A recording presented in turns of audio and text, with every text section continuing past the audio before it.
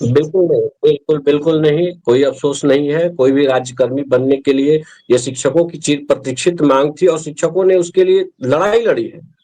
हाँ, परीक्षा देने की बात है तो परीक्षा एक अलग मैटर होता है, लेकिन राजकर्मी बनना हमारा उद्देश्य था, हमारा लक्ष्य था, हमने उसको अचीव किया है। चाहे वो परीक्षा दे करके हो, चाहे सरकार से हम लड़ाई लड़के हो। तो सरकार ने एक रास्ता रखा कि आप आइए, बीपीएससी की परीक्षा से भी बहुत से लोग राजकर्मी बनने का रास्ता अख्तियार किए थे। लेकिन सक्षमता परीक्षा सिर्फ नियोजित शिक्षकों के लिए आयोजित की गई और उसको पास करके अगर हम राजकर्मी बने हैं, तो ये हमारे लिए गौरव का विषय है। हमको शर्मिंदगी का विषय या हमको कहीं से भी मलाल नहीं है। हम इसके लिए अपने आप को प्राउड फील करते हैं।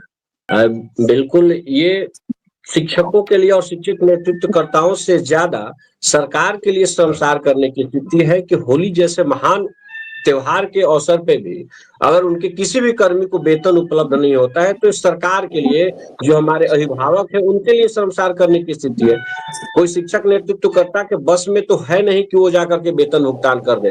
अभी जो राज्य कर्मियों का जो स्थिति बनी हुई है, ये सतत चलने वाली प्रक्रिया तो है नहीं, ये प्रथम बार वेतन भुगतान कराने का एक प्रयास था।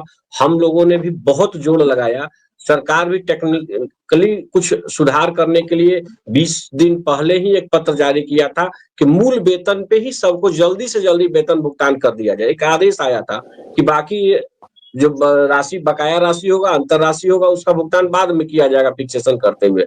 लेकिन नहीं भैया, हमारे मुजफ्फरपुर जिला में भुगतान नहीं हुआ है और भी कई जिला का जो है कि हमने समीक्षा किया है, जो हमारे वहाँ जिलाध्यक्ष से बात होती है, वहां भी बहुत सारे नियोजित शिक्षकों का जो है भुगतान नहीं हुआ और विशिष्ट शिक्षक का तो बहुत बुरा हाल है। एक्सेप्शन छोड़ दिया जाए अपवाद के रूप में तो पूरे बिहार का जो वेतन भुगतान नहीं हुआ है। राजकर्मी वाले का जो पूर्व से राजकर्मी है उनका परसेंटेज का भुगतान हो गया है। बड़ी विडंबना है कि कुछ परसेंटेज शिक्षक को मिला वेतन और बाकी लोग को नहीं मिला, तो होली तो फीका पड़ा ही है। इसके लिए सरकार तो अपना प्रयास करती ही है, विधानसभा के अंदर जितने भी प्रतिनिधि है उन्होंने भी आवाज उठाया है, लेकिन इसके लिए कहा जाए फुल्ली और फुल्ली जो है कि आपका सरकार के साथ विभाग भी दोषी है, क्योंकि आप लार्ज स्केल पर विशिष्ट शिक्षक बनाए हैं तो उसको लार्ज स्केल पे काम करने के लिए आपका सेटअप भी चाहिए, जो मैंने पूर्व में भी कहा था, और विभाग ने ऐसा नहीं किया और नहीं करने के कारण उनका जो है वेतन भुगतान नहीं हुआ। बहुत बुरी स्थिति है और इसका पूरा का पूरा जो है कि यह जो भुगतान नहीं हुआ है शिक्षा विभाग को तो जाता ही है और सरकार को भी जाता है और बदतर होगा। आज कुछ नियोजित शिक्षक कुछ जिलों में आवंटन ले लिए, कुछ जो शिक्षक प्रतिनिधि हैं सचिवालय से आवंटन लेके भेज दिए और वाहवाही लूट रहे हैं, और कुछ जिलों में अभी जो विशिष्ट शिक्षक हैं बेचारे पहले नियोजित शिक्षक थे, परीक्षा दे दिए, बीपीएससी से शिक्षक टीआरई 3 के जो हुए हैं उनको अब बंदिक मिल गया। वेतन कब से मिलेगा? वेतन का क्या होगा उनका? कहां वो अभी हैं? केवल अब बंदिक मार दिए। बिहार के कतिपय शिक्षकों को अगर छोड़ दिया जाए 2-4% तो किसी भी विशेष शिक्षक को वेतन नहीं मिला और हम भी उसी श्रेणी में आते हैं। बिहार के किसी भी विशेष शिक्षक को वेतन नहीं मिला। अगर 1-2 छोड़ दिया जाए जैसे गोपालगंज के वेतन विसंगति और वेतनमान का मामला शुरू से चला आ रहा है। जब 2003 में ये शिक्षा मित्र की बहाली हुई या सारे मुखिया सरपंच बहाल कर दिए, विसंगति तो वहीं से शुरू हो गई और 2006 में शिक्षा को पंचायती राज में भेज दिया गया, विसंगति तो वहीं से शुरू हो गई। ये नगर निगम का शिक्षक बना दिया, पंचायत का शिक्षक बना दिया, जिला परिषद का शिक्षक बना दिया। वहां के कर्मचारियों की स्थिति देखिए, तो ये तो शिक्षक हैं, बेचारे बन गए। इनका अलग आवंटन, गैर योजना की जगह योजनाबद्ध में। जिस समय पंचायती राज और शिक्षा मित्र की बहाली होनी थी, क्यों नहीं विरोध हुआ? शिक्षा मित्र कौन थे? पढ़े लिखे बेरोजगार नौजवान थे। 1500 पर बहाली हो गई और 1500 के ललक में सब चले गए। किसने बहाल किया? त्रुटिपूर्ण बहाली हुई, सरकार के निर्धारित नियमों की अवहेलना की गई, परिवारवाद और क्षेत्रवाद और जातिवाद का नंगा नाच हुआ और पंचायती राज में उससे भी बदतर स्थिति हो गई। नियोजन में डिग्री दिखाओ नौकरी पाओ, विद्यालय सेवा बोर्ड का ही छोटा मोटा गठन हो जाता, एक कमेटी बन जाती, सरकारी में नहीं बटेंगे। अब भाई एक विद्यालय है, एक ही शिक्षक रहेंगे, चाहे वह नियोजित से अगर विशिष्ट जाते हैं तो उनका नाम विशिष्ट हटाइए और पुराना वेतनमान, और इस पर हम लोग फिर चर्चा कर रहे हैं। फिर आप अगली डिबेट में बैठेंगे तो हम बात करेंगे उस पर। आ जाएगा, 1 महीने बाद आ जाएगा, हम स्वीकार कर लेंगे। लेकिन परेशानी का कारण तो हम जानते हैं ना कि कहां से लेट हुआ है। अधिकारियों की अव्यवस्था, अधिकारियों ने उसके लिए तत्परता से तैयारी नहीं किया, जिस कारण से वो अपने ही आदेश को जमीन पे लागू नहीं करा पाए। लेकिन इसके लिए हम अफसोस में नहीं है, हमें गौरव का विषय है कि हम राजकर्मी बने हैं, अपने क्षमता के बदौलत हम लोग राजकर्मी बने हैं। ये प्रत्येक विशिष्ट शिक्षक बनने वाले शिक्षकों के लिए गौरव का विषय हो। बीपीएससी शिक्षक, विशिष्ट शिक्षक, नियोजित शिक्षक, अतिथि शिक्षक, कई प्रकार के शिक्षक क्यों नहीं, सहायक शिक्षक, सरकार की मंशा है कुछ कर गुजरने की। जीपीएफ से ईपीएफ हो गए और ओपीएस से एनपीएस हो गए, वेतनमान की जगह वेतन हो गया, वेतन पूर्ण वेतन के जगह वेतन विसंगति हो गया। सारे इनके जितने एक्टिविटीज हैं, जितनी सेवा शर्त और नियमावली है, उसकी धज्जियां उड़ रही है और तमाम शिक्षक जो हैं बट गए हैं। जैसे अभी बिहार माध्यमिक शिक्षक संघ मार्च में धरना का कार्यक्रम करने जा रही है, जब सरकार के कार्य सारे पूर्ण हो गए। अभी वो जातीय जनगणना की बात करेगा तो सारे शिक्षक उसमें हो जाएंगे, बहिष्कार नहीं करेंगे या एकजुट होने की बात जरूर करेंगे। हम शिक्षक बिहार के एकजुट हैं, लेकिन बिहार माध्यमिक शिक्षक संघ अलग डफली मार्च में कहां बजाएगा, सारे जिला मुख्यालय पर धरना देगा अपने संघ भवन में। संघ भवन में आप क्या कर लेंगे? कौन सी ताकत आप में है? क्यों अलग अलग बटे हुए हैं? क्यों नहीं माध्यमिक को लेकर चलते हैं? क्यों नहीं कर्मचारियों को लेकर चलते हैं? आज जितनी भी सफलताएं शिक्षकों को मिली है या कर्मचारियों की, सब एकजुट रहे हैं और एकजुट होकर संपूर्ण आंदोलन का आह्वान करते थे। आज स्थिति है कि हमको वेतन नहीं मिला, नियोजित वाले कह रहे हैं हमको वेतन भुगतान हो गया, बीपीएससी वाले कह रहे हैं कि हमको तो वेतन भुगतान हो गया। हम लोग आएंगे, यह आजादी का विषय है और मान स्वाभिमान के लिए हम लोग आगे बढ़ने को तैयार है। और जैसे देश आजाद हुआ था उसी तरह शिक्षकों के मान सम्मान की आजादी के लिए हम लोग एक प्लेटफॉर्म पे आएंगे। ना कोई विशिष्ट रहेगा, ना कोई नियोजित रहेगा, ना कोई बीपीएससी रहेगा, ना कोई अतिथि शिक्षक रहेगा। इसके लिए सारा व्यवस्था हो रहा है और आजादी की लड़ाई में सभी लोगों की भागीदारी होगी, फिर हम आजाद होंगे। जब सरकार ने इसको कैटेगरी में बांट दिया है, आप कैसे एक अपनी मर्जी से सबको एक कर लीजिएगा?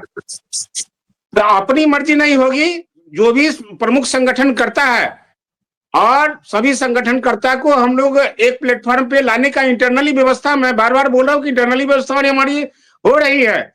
और मान लिया जाए कि अध्यापक, तो अध्यापक ही रहेंगे प्राथमिक में, जो मध्य विद्यालय होगा उसमें भी अध्यापक ही रहेंगे। जैसे हाई स्कूल होगा उसके लिए जो नाम जो होगा उसके लिए वो भी रहेंगे, लेकिन ना कोई विशिष्ट रहेगा ना कोई नियोजित रहेगा। सभी लोग राज्यकर्मी के रूप में होंगे और अध्यापक के रूप में होंगे। पुराना वेतनमान की लड़ाई इंटरनली संगठन ने जो है कि चर्चा किया है, उसमें पुराना वेतनमान की बात हुई है। लेकिन नाम में क्या रखा है, नाम कुछ भी रहे, सरकारी शिक्षक बनने में ज्यादा भलाई है। और सबको एक मंच पे आ जाए, सबको अगर एक तरीके से काम करेंगे तो ये सुखद पहलू होगा। बिहार के शिक्षकों के लिए बहुत बड़ा ऐतिहासिक पल होगा अगर इस तरह की गतिविधि होती है। और शिक्षक संगठनों के दबाव में आकर के जो विभिन्न तरह के नाम और कैटेगरी सरकार ने बांटा है, अगर उसको दूर करने में सक्षम होते हैं, लेकिन एक कठिन है, लंबी लकीर खींचना होगा। इसके लिए तैयारी जोरदार होनी चाहिए। बिल्कुल पॉलिटिकल बैकग्राउंड के चलते ही शिक्षकों का कहीं ना कहीं ह्रास हुआ है। जो शिक्षक हित की बात करते हैं, जो शिक्षा के हित की बात करते हैं, वो जो शिक्षकों के साथ जुड़ के काम करते हैं वो शिक्षक संगठन है, और पॉलिटिकल बैकग्राउंड जिनका है उनसे तो हम बहुत ज्यादा उम्मीद नहीं रख सकते, क्योंकि अपने राजनीतिक दल के सत्ता पाते ही वो लोग चुप्पी साध लेते हैं, उनकी बातों में यस नो करने लगते हैं, और जब विपक्ष की सत्ता आती है तो सड़कों पे जोरदार आंदोलन शुरू हो जाता है, हड़ताल भी होने लगता है। तो ये चीजें शिक्षक भी समझते हैं और शिक्षक नेतृत्वकर्ता भी समझते हैं, लेकिन कहते हैं ना कि जब बड़ा लक्ष्य हो, जैसे लखन जी ने कहा ना कि देश की आजादी की बात है, तो छोटी छोटी रियासतों को इग्नोर करके देश की आजादी के लिए लड़ाई लड़ी गई थी। तो छोटे छोटे मतभेदों को भुला करके अगर बड़ी लड़ाई लड़ी जाएगी, तो हम कह रहे हैं ना कि समान कार्य समान वेतन के लोग लड़ाई लड़े थे, राजकर्मी की लड़ाई लड़े थे। अब तरीका अलग हो, पहुंचना हमको दिल्ली है, पहुंचना हमको आजादी है, तो उसके लिए हम पहुंच सकते हैं, कोई अप्रत्याशित बातें नहीं है। लेकिन मैंने बोला ना कि डगर कठिन है, और इसके लिए देखते हैं कितने निष्ठावान लोग तरीके से आते हैं, अपना अहम, अपना स्वार्थ को त्याग करके। अब वेतन का सवाल हो जाता है, सिर्फ वेतन का, तो समाज में भी बैठे लोग सब देख रहे हैं, ये सिर्फ वेतन वेतन करता है, और पैसों की जहां बात होती है, वेतन की बात होती है, वहां समाज भी आपका विरोध डटकर करेगा, और सारी समस्याओं को लेकर करना होगा। जुझारूपन लाने के लिए बहुत बड़ी त्याग की आवश्यकता है। 2/10/80 के पूर्व का आंदोलन, परिचमायन अवधि में अभी लोग हैं, जेल जाने को तैयार होंगे, सरकार के खिलाफ जाने को तैयार होंगे, कई कैटेगरी में बटे हुए हैं। परिचमायन अवधि होगी उनकी, प्रशिक्षण अवधि होगी उनकी, आचार संहिता लागू होने जा रहा है। ये स्थिति, और सरकार के पक्ष में भी न्यायालय आता है, सरकार के निर्णय के अनुसार भी न्यायालय कार्रवाई कर रही है। मैं तो कई मुद्दों पर देख चुका हूं, समान कार्य समान वेतन, यहां से सुप्रीम कोर्ट तक हुआ डिसीजन, और सरकार विपक्ष में चली गई कि मेरे सिद्धांत के खिलाफ कोई शिक्षक नेता जो है खड़ा हो गया है, शत्रुघ्न प्रसाद सिंह कॉमरेड, और सारा टाई टाई फीस हो गया, गुड़ गोबर हो गया, जीती हुई बाजी हार गया लोग। क्यों? सैद्धांतिक लड़ाई के चलते। वैसे ही कोई राजनीतिक दल का सक्रिय नेता हमारा नेतृत्व करने चला आएगा और हम लोग उसके पीछे हो जाएंगे। उनका जब तक बहिष्कार नहीं होगा, किसी भी राजनीतिक दल का समर्थक हो सकता है, लेकिन सदस्य अगर है और अगर किसी पार्टी का नेतृत्व करता है, उसका विरोध होना चाहिए शिक्षकों के संगठन में। किसी दल के राजनीति का कोई सदस्य नहीं। और आज मैं आपके डिबेट पर बैठता हूं दीपक जी, तो लोग मुझे भाजपा का एजेंट कहते हैं, कुछ कहते हैं सरकार के एजेंट हैं। अरे मैं स्पष्ट बात करता हूं, मैं किसी राजनीतिक पार्टी का सदस्य नहीं हूं, और यही कारण है कि बिहार माध्यमिक शिक्षक संघ में अकेला मैं विरोध करता हूं। अगर मैं भी किसी राजनीतिक दल का सदस्य होता तो मैं विरोध करने लायक नहीं होता, मैं विकलांग के रूप में काम करता, और किसी भी राजनीतिक दल का मैं सदस्य नहीं हूं, और किसी भी राजनीतिक पार्टी के शिक्षक प्रतिनिधि का मैं पिछलगुआ हूं। आज अभी देखिए होली का व्हाट्सएप आ रहा है शुभकामना, उसमें लिखा हुआ है फलाना शंकर जी विशिष्ट शिक्षक, फलाना मोहन बीपीएससी शिक्षक। क्या बात कर रहे हैं? अरे एकजुट हो, सहायक शिक्षक के रूप में आओ, एक बुद्धिजीवी के रूप में आओ, और अपने संगठन, अपने भविष्य को बनाने के लिए एकजुट होना पड़ेगा। शैलेंद्र भाई, तो इस बार हम लोग जो वो बैठक होगा उसमें डालेंगे कि जो भी किसी पार्टी से आपको एमएलसी बने हैं, वो जो है कि उसमें सम्मिलित नहीं होंगे, सभी संगठन के लोग सम्मिलित होंगे, और सम्मिलित होंगे उसके लेके साझा निर्णय तैयार होगा। और वो बोले ना कि उसमें विशिष्ट है, चाहे नियोजित है, चाहे अतिथि है, ऐसा कुछ नहीं, बस एक सहायक शिक्षक के रूप में करना है, पुराना वेतन मांग करना है, और यह चुनाव से पहले स्टैंड करना है। पूरे बिहार में हम लोगों ने ऐसा घूम घूम के सभी शिक्षक को आमंत्रित करेंगे पटना के लिए। इसका भी प्लानिंग हो रहा है कि किस जिला में कौन लोग करेंगे। ऐसा तुरंत विधान परिषद के बाद होगा, और सब चीज व्यवस्थित होगा, ऊपर वाला चाहेगा, और सभी शिक्षक ऐसा चाह भी रहे हैं